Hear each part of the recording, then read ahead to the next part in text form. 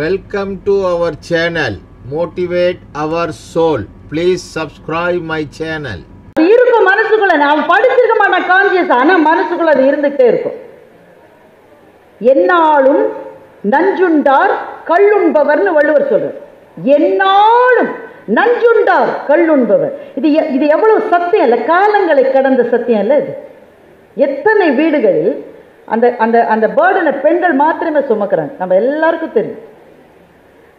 அந்த ஆளு வேலைக்கு போல, இந்த மாதிரி வேலைக்கு போகுது, அதுவே ஒரு பேர்டன்.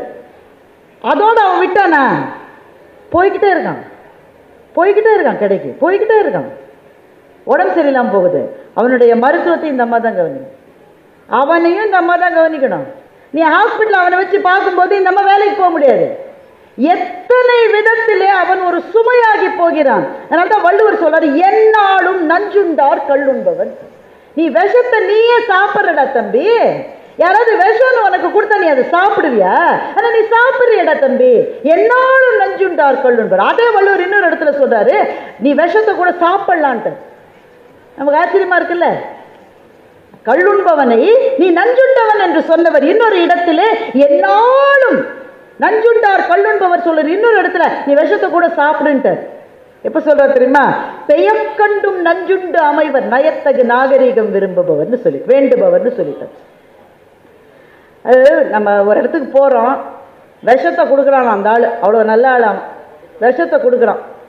நயத்தகு நாகரீகம் விரும்புபவர் என்ன சொல்லி செய்வாரா? விஷத்தை சாப்பிட்டுருவாருன்னு வள்ளுவர் சொல்றார். சாப்பிடுவாங்க, சொல்லுங்க, நியாயமா பேசுங்க. தெரியுண்டா டே, உங்களை பத்தி எனக்கு தெரியுண்டா, நான் டவுட்ல தான்டா வந்தேன் பாரு, வீடியோ கேமரால கூட எடுத்துட்டேன் பாரு மச்சான், நேர போலீஸ் அப்படித்தானே சொல்லுவோம். நாகரீகம் விரும்பி நஞ்சை உண்போமா? எனக்கு இந்த குரல் எனக்கு பிடிக்கவே இல்லை. இந்த குரல் இதெல்லாம் பிராக்டிக்கல் இல்லைன்னு நான் நினைச்சேன். ஆனால் ஒரு சம்பவம் நடந்தது. அகமதாபாத்தில் ஒரு பட்டிமன்றம், எங்கள் ஐயாவோட நாங்கள் போயிருக்கோம். அங்கே தமிழ் குடும்பங்கள் நிறைய இருக்குங்க குஜராத்தில், ஆயிரக்கணக்கில் இருக்கு. அவர்கள் பல தலைமுறைகளுக்கு முன்னாலே அங்கே போனவர்கள். அவங்களுக்கு தமிழ் மொழி கொஞ்சம் கொஞ்சம் தெரிஞ்சிருக்கே தவிர தமிழ் சாப்பாடெல்லாம் அவங்க விட்டு விலகிட்டாங்க. நாம் நம்மள மாதிரி இட்லி வடை போண்டா சாம்பார் அதெல்லாம் அதுலேருந்து விலகிட்டாங்க அவங்க. அதில் ஒரு ரொம்ப வறிய குடும்பம், ஏழை குடும்பம். ஐயாவை பார்த்து கை கூப்பி, ஐயா நீங்கள் எங்கள் வீட்டுக்கு சாப்பிட வரணும்னு அந்த அந்த ஆண் குடும்பத் தலைவர் கேட்டுட்டார். எங்கள் ஐயா அவர் தர்மதான பிரபு, அவர் வருகிறோம் நாளைக்கு வரோன்ட்டார்.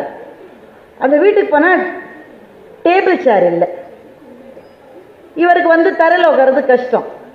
பார்த்த உடனே நான் ராஜா சார்லாம் கொஞ்சம் பேக் அடிக்கிறோம், தரையில் உட்கார முடியாது. அவர் சொல்ல, நான் உட்காருவேன்னு, உட்கார முடியாது அவருக்கு, நான் உட்காருவேன்னு உட்காந்துட்டார் தரையில். அப்புறம் அவங்களுக்கு இலையெல்லாம் கிடையாது, ஒரு பிளேட்டு மாதிரி அலுமினிய தட்டு தான் இருந்தது. அதை வச்சு இவ்வளவு தடியாக ஒரு சப்பாத்தி, இந்த குஜராத்காரங்க தான் அதை சாப்பிட முடியும், சப்பாத்தியை கொடுத்துட்டு அதுக்கு அப்படியே எண்ணெயில் மிதக்கிற உருளைக்கிழங்கு கிரேவி அதை கொண்டு வந்து அந்த அம்மா போடு போடு போடுன்னு போடு. அதை பார்த்தாலே நமக்கு வயிறு சரியில்லாமல் போகும், சாப்பிட வேணாம், பார்த்தாலே நமக்கு முடியாது. நாங்கள்லாம் பேக் அடிச்சிட்டோம், நல்லா இருக்குங்க அப்புறம் கூட சாப்பிட்றோம். எங்கள் நடுவர் நல்லா சாப்பிட்றாரு. விடு வேமா வேமா.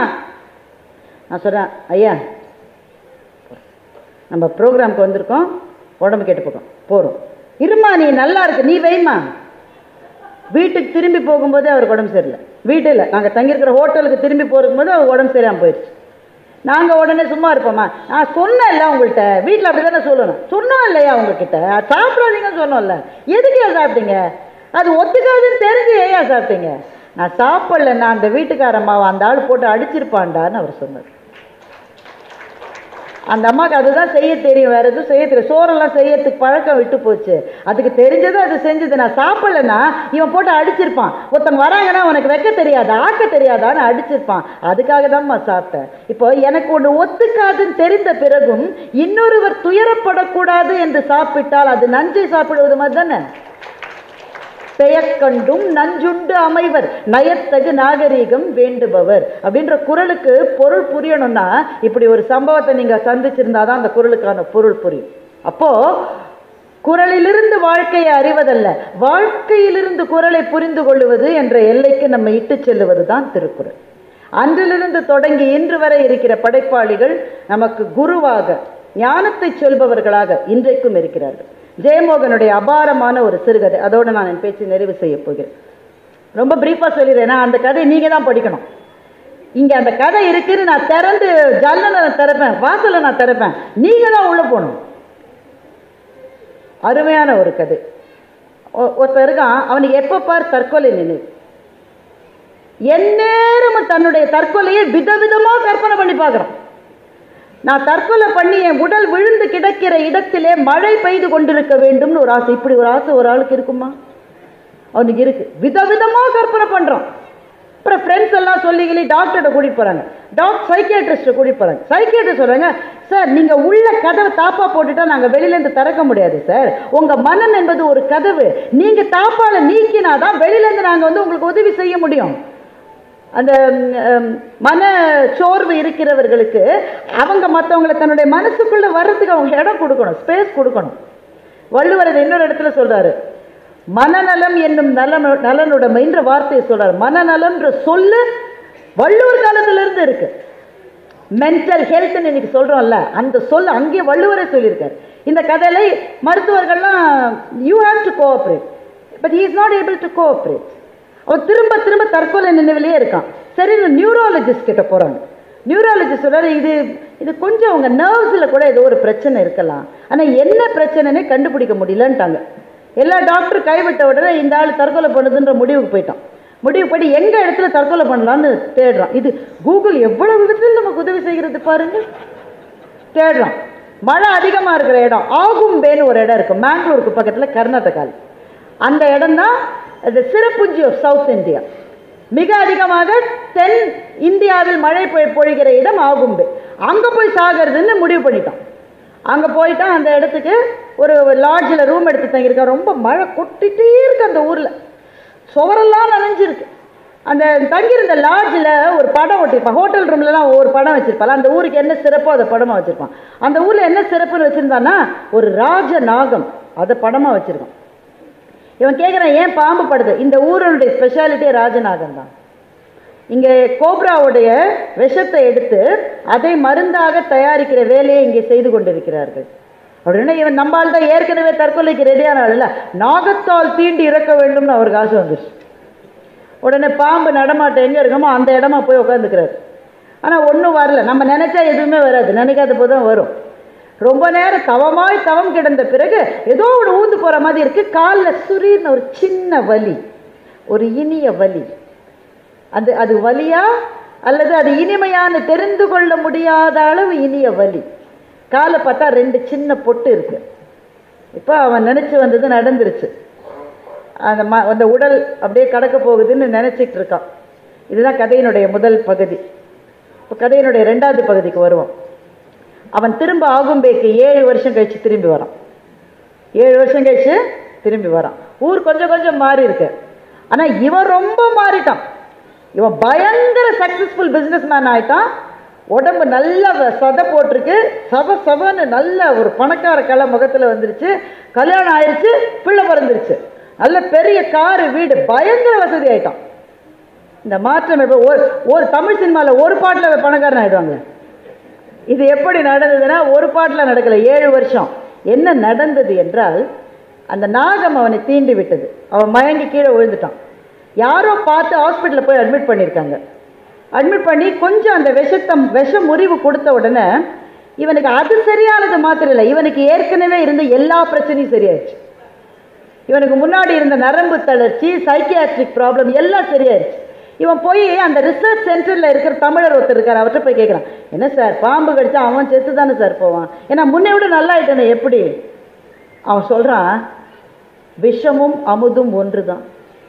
எது விஷமோ அதுவே அமுது, எது அமுதோ அதுவே விஷம். எந்த அளவுன்றது தாங்க மாற்றம். அந்த நாகம் உங்களை தீண்டுச்சுல்ல, அது உங்கள் மீது கருணை கொண்டு ரொம்ப கம்மியான அளவு நஞ்சு தான் கொடுத்துருக்கு. உங்களுடைய பிரச்சனைக்கு மருந்தே அந்த விஷம் தான். அந்த விஷத்துலேருந்து தயாரிக்கிற மருந்து தான் உங்களுக்கு ஆக்சுவல் மெடிசன். அதை அந்த நாகமே கருணை கொண்டு உங்களுக்கு டோசேஜ் கொஞ்சம் ஏற்றிருந்தது வச்சுக்க, நாகம் நேர பரலோகம் தான். சரியான டோசேஜ் கொடுத்ததுல முன்ன விட நீங்கள் நல்லா ஆயிட்டீங்க. இதுதான் கதைங்க, இதுக்கு மேலே கதை இல்லை. ஆனால் அந்த ஒரு லைன் இந்த கதையில் நிற்குது. அமுதும் நஞ்சும் ஒன்று. எது அமுதோ அது நஞ்சு, எது நஞ்சோ அதுவே அமுது. இப்ப நீங்க யோசிச்சு பாருங்க, நம் ஒவ்வொருவரின் வாழ்க்கையிலும் எதை அமிர்தம் என்று நினைக்கிறோமோ அதுதான் நமக்கு நஞ்சு, எது விஷம் என்று நினைக்கிறோமோ அதுதான் நமக்கு மருந்து. டோசேஜ் தான் வித்தியாசம். என்னை ஒருத்தன் அவமானப்படுத்தினான், அது எனக்கு விஷமா? விஷம். என்னை ஒருத்தன் கேவலமா மதிச்சு நடந்தான், என்னை பார்த்து இதெல்லாம் பேச்சாரா வந்து அப்படின்னு என்னை பார்த்து சிரிச்சான் ஒருத்தன். இதை நீங்களாம் ஏமா வேலைக்கு வரீங்க, why are you troubling us அப்படின்னு ஆஃபீஸில் ஒருத்தன் கேட்டுட்டான். ஒரு ஆள் ஒரு பெண்ணை ரொம்ப விரும்பினான். அந்த பொண்ணு அவனை பார்த்து இலக்காரமாக சிரிச்சு, நீ உன்னை கண்ணாடியில் பார்த்துருக்கியா எப்போது அப்படின்னு கேட்டுருச்சு அந்த பொண்ணு. இந்த அவமானத்தை நாம் எப்படி நினைக்கிறோம்? விஷம்னு நினைக்கிறோம். அதை நினைச்சு நினைச்சு நினைச்சு உள்ள புதஞ்சு புதஞ்சு புதஞ்சு அந்த அவமானத்திலேயே நாம கருகாம மீண்டு வரல. இப்படி அவமானப்படுத்தியவர்களின் முன்னால் நாம் வாழ்ந்து காட்ட வேண்டும்னு வரோம்ல. அப்போ எது விஷமோ அதுதான் உனக்கு மருந்து, எது அமிழ்தோ ரொம்ப ஆசை வச்சு அதிலேயே அமிழ்ந்து போய் வாழ்க்கையை இழந்தவர்கள் எத்தனை பேர் இருக்காங்க? எதை அமிர்தம் என்று நீ தேடி போனாயோ அது நஞ்சாகும், எதை நஞ்சு என்று நினைத்தாயோ அது உனக்கு மருந்தாகும் என்றால் இந்த கதை நமக்கு சொல்லுகிற மாபெரும் விஷயம் ஒன்று இருக்கு. எல்லாத்தையும் அளவோட லிமிட்டா வச்சுக்கடான்னு இந்த கதை சொல்லுது நமக்கு. அது காதலாகட்டும், பாசமாகட்டும், பணமாகட்டும், அதிகாரமாகட்டும், பதவியாகட்டும், எதுவாயிருந்தாலும் உனக்கு அது தேவை, இந்த மண்ணில் வாழ தேவை. ஆனா நிதானமா, கொஞ்சம் குறைவா. மாடரேஷன் ஆங்கிலத்தில் ஒரு சொல்லு இருக்கு, மாடரேஷன். நிதானமா இரு, ரொம்ப போயிடாதுடா தம்பி, கொஞ்சம் கொஞ்சம் கொஞ்சம் கம்மி. ரொம்ப அதிகாரத்தில் ஆடிடாதுடா, ரொம்ப அதிகாரத்தில் ஆடிடாது. நீ ஏறி போகிற பாதையில் நீ வேகமாக போகிற, சுற்றி இருக்கிறவங்களெல்லாம் பார்த்து சிரிச்சிட்டு மேலே போகிற. ஆனால் நீ இறங்கி வரும்போது அவங்கள நீ சந்திச்சு தாண்டா ஆகணும். நீ இறங்கி வரும்போது அவங்கள பார்க்கணும்.